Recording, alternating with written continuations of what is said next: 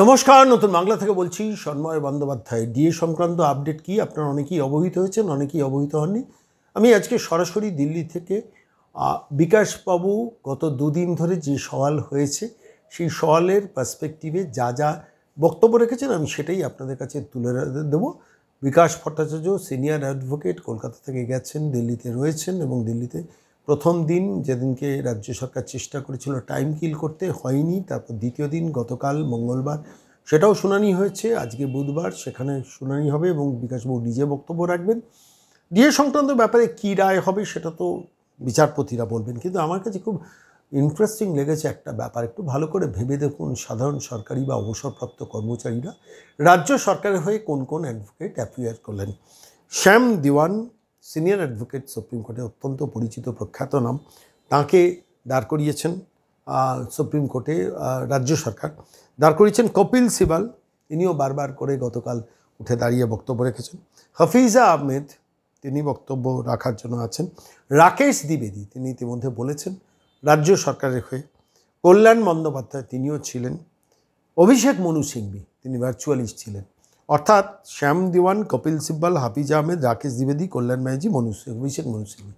আমি দেখুন ব্যক্তিগতভাবে কারুর সম্বন্ধে বলছি না, কিন্তু রাজ্য সরকারের কস্ট ফর অ্যাপয়েন্টিং দ্য অ্যাডভোকেটসের খরচটা কত একটু ভেবে দেখুন। সোমবার থেকে এটা চলছে, সোমবার মঙ্গলবার।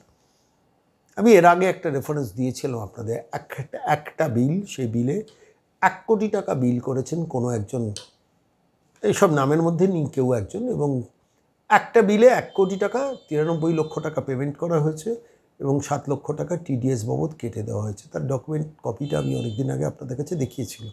তাহলে এই রাজ্য সরকার শুধু এই চূড়ান্ত পর্বে, মানে 16 সাল থেকে, প্র্যাকটিক্যালি 16-17 সাল থেকে মামলা চলছে, 17, 18, 19, 20, 21, 22, 23, 24, 25 সাল, প্রায় 9 বছরে কতশো কোটি টাকা ঢেলেছেন শুধু সরকারি কর্মচারীদের অধিকার কাড়ার জন্য।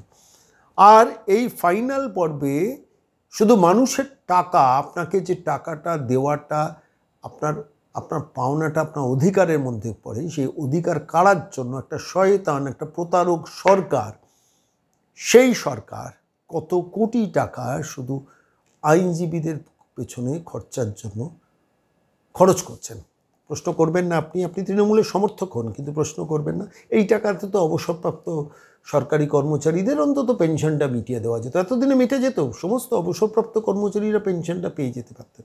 আদালতে গিয়ে রাজ্য সরকার বলতো যে আমরা রিটায়ার্ড কর্মচারীদের যারা বেশি সিনিয়র আমরা তাদের আস্তে আস্তে করে টাকাটা মেটাচ্ছি, যেটা আইনজীবীদের মেটাচ্ছেন সেটা না করলে। কিন্তু জেদ, আমার কথায় সূর্য উঠবে, আমার কথায় সূর্য ডুববে, আমার কথায় নদীতে বান আসবে, আমার কথায় নদীতে ভাটা আসবে, এই অসভ্য জেদ এই পশ্চিমবঙ্গকে গ্রাস করছে এবং তার খেসারত দিচ্ছেন আমি আপনি।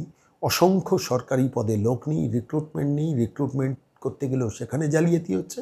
আর তারপর মানুষের পাওনা, স্বাদের ডিএর অধিকারের পাওনা, সেই পাওনা কাড়ার জন্য যত রকম ছলনা চাতুরি সমস্ত কিছু নিয়েছে। দেখুন, চিন্তা করে দেখুন, প্রথমে বলছেন আমরা সুপ্রিম কোর্টে দেবো, আমরা জিতলে তো টাকাটা ফেরত নিতে পারবো না।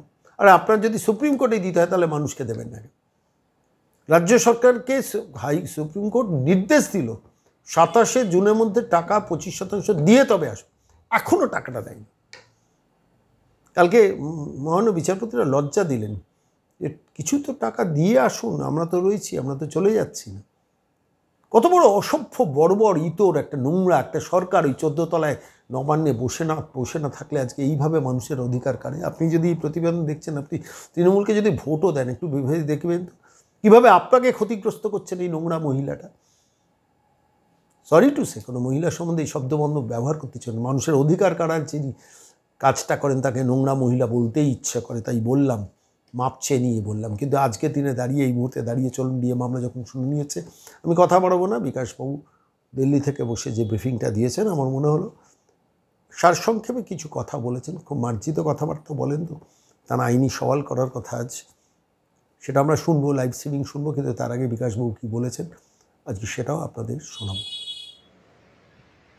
দাদা, আজকে ডিএ মামলা সম্পর্কে আপনার থেকে দু চার কথা আমাদের কর্মচারীরা শুনতে চাইছে, সেই ব্যাপারে একটা ভিডিও বার্তা দেওয়ার। আজকে রাজ্য সরকারের পক্ষ থেকে 3 জন কৌশলী তারা সওয়াল করেছেন। তাদের সওয়ালের মূল প্রতিপাদ্য বিষয় হচ্ছে রাজ্য সরকার যতটুকু দিয়ে দেবে সেটুকুই কর্মচারীরা পেতে পারেন, তার বেশি অধিকার কর্মচারীদের নেই। এবং কর্মচারীরা যে দাবি করছেন যে সারা ভারত দ্রব্যমূল্য বৃদ্ধির যে সূচক আছে সেই সূচক অনুযায়ী দিয়ে দিতে হবে, সেটা রাজ্য সরকার মানতে রাজি নয়। এটা হচ্ছে যে প্রথম বক্তব্য। আরেকটি বক্তব্য ঘুরে ফিরে আসে, সেটা হচ্ছে যে এত টাকা তাদের নেই, টাকার জন্য নাকি ভীষণ কষ্ট হবে। আর 3 নম্বর হচ্ছে তারা চেষ্টা করেছিলেন যে এই মামলাটা যদি সুপ্রিম কোর্ট রায় দেয় তবে এটা সর্বভারতীয় প্রতিক্রিয়া হবে, অতএব বিভিন্ন রাজ্যকে নোটিশ করে শোনা হয়। উদ্দেশ্য ছিল মামলাটাকে পিছিয়ে দেওয়া। এটুকুই আজকের প্রতিপাদিত বিষয়। তাদের বলা শেষ হয়ে গিয়েছে। আগামীকাল আমাদের পক্ষ থেকে আমরা আমাদের সওয়াল করব। দাদা, কন্টেন্ট পিটিশন নিয়ে কি কোনো আলোচনা তো না, আমরা কন্টেন্ট কিছু কোনো আলোচনা হয়নি। প্রসঙ্গত যখন রাজ্য সরকারের কৌশলী কপিল সিবাল বলছিলেন যে এগুলো সমস্ত অসাংবিধানিক, তখন বিচারপতিরা আস্তে আস্তে বললেন যে আমরা যে আদেশ দিচ্ছি সেটা সাংবিধানিক, 25% দিয়ে দেওয়ার, সেটা তোমরা দিচ্ছ না কেন? সরকারি কর্মচারী কর্মচারী তাদের পাওনা টাকা দিচ্ছ না কেন? এই প্রসঙ্গটা তখন উঠে আসে। কালকে আবার সরকারের বক্তব্য শুনবে না তো? এখনো পর্যন্ত যতটুকু বুঝেছি কালকে আমাদেরই শোনার জন্য দিন ধার্য আছে। ওদের যা বলা হয়ে গেছে। এখন আমরা আমাদের কথা বলবো। ঠিক আছে, অনেক ধন্যবাদ।